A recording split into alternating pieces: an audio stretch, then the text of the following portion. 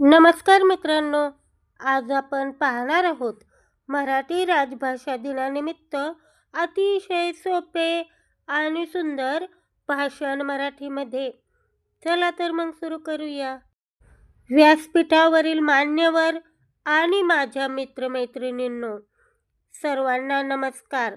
आज 27 फेब्रुवारी ज्येष्ठ कवी कुसुमाग्रज यांचा जन्मदिन आपण मराठी भाषा दिन म्हणून साजरा करत आहोत.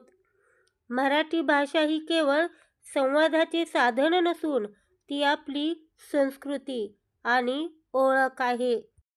ज्ञानेश्वर माऊलीपासून ते तुकोबारायांपर्यंत अनेक संतांनी या भाषेला अमृताची गोडी दिली आहे. छत्रपती शिवाजी महाराजांच्या काळात ही भाषा स्वराज्याची शान बनली. आज जग बदलत असले तरी आपल्या मायबोलीचा गोडवा कधीही कमी होणार नाही. मराठी भाषेतील साहित्याचा वारसा खूप मोठा आणि अभिमान वाटावा असा आहे.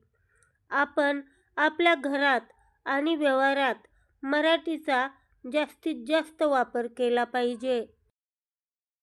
शेवटी इतकेच म्हणेन की अमृताहूनही गोड असणारी माझी मराठी भाषा नेहमीच थोर राहील.